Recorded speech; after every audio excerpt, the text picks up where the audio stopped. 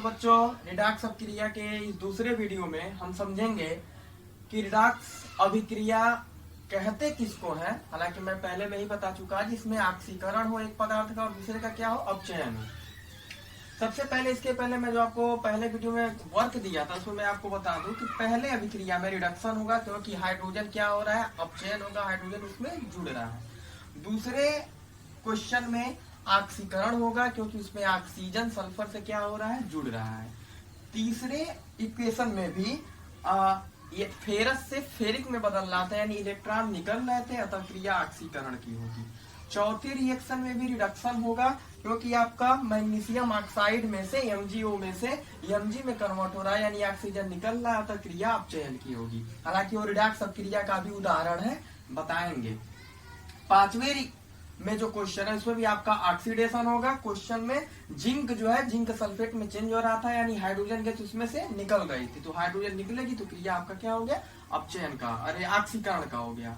और 6 क्वेश्चन में आपका भी ऑक्सीकरण का होगा क्योंकि SnCl2 यानी स्टेनस क्लोराइड स्टेनिक क्लोराइड में चेंज हो रहा था, यानी रेशियो 1:2 से 1:4 हो रहा था, अतः क्रिया कौन सी हो जाएगी, ऑक्सीकरण की हो जाएगी। तो ये तो आपका होमवर्क के क्वेश्चन थे, आप लोगों ने मिला लिया होगा। उसके बाद हम अब पढ़ते हैं कि रिडॉक्स अभिक्रिया को हम डिफाइन कैसे करेंगे।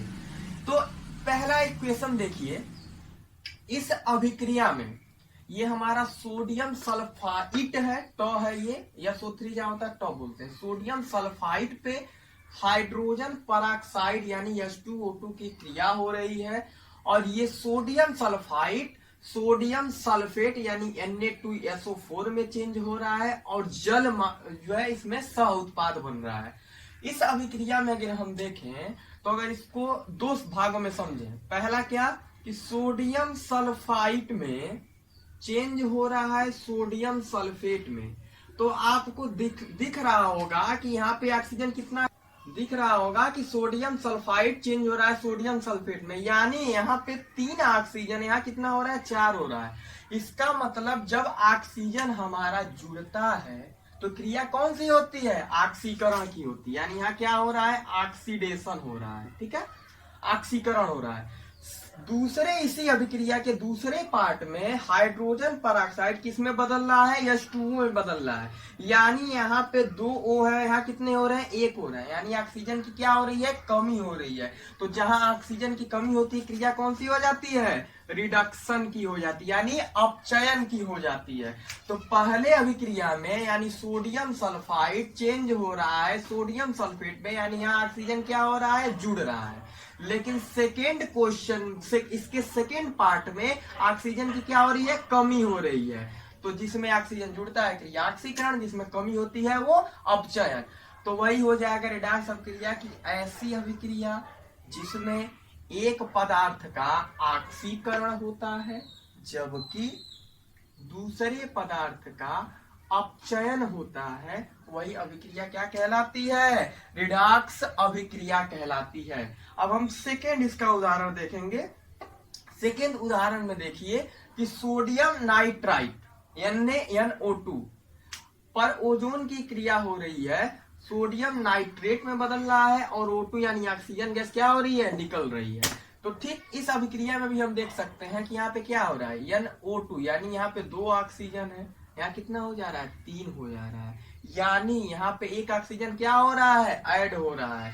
तो अगर ऑक्सीजन हमारा जुड़ेगा तो क्रिया क्या हो जाएगी, ऑक्सीकरण की, यानी ये इस अभिक्रिया में NaNO2 का क्या हो रहा है, ऑक्सीकरण हो रहा है।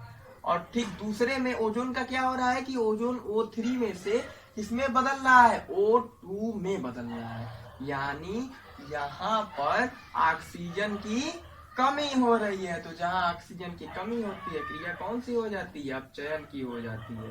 तो ये क्या हो गया कि जिन रासायनिक अभिक्रिया में ऑक्सीकरण और अपचयन दोनों साथ साथ होता है उसी को क्या कहते हैं, रिडॉक्स अभिक्रिया कहते हैं। तो ये आपका दोनों उदाहरण हो गया, हमने आपको समझा दिया था, आप लोग इसके साथ ले लीजिएगा, ठीक है।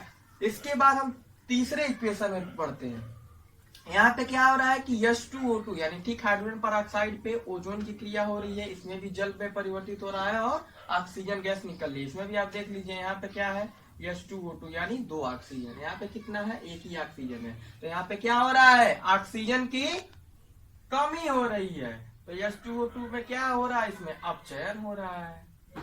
और यहाँ पे क्या हो रहा है, ओजोन में क्या हो रहा है, यहाँ 3 ऑक्सीजन थे, यहाँ कितना हो गया, 2 दूना 4, यानी एक ऑक्सीजन क्या हो रहा है, जुड़ रहा है। तो ऑक्सीजन जुड़ेगा तो क्रिया क्या हो जाएगी, ऑक्सीकरण की हो जाएगी। तो यानी जिस अभिक्रिया में दोनों होता है वही अभिक्रिया क्या होती है, रिडॉक्स अभिक्रिया होती है।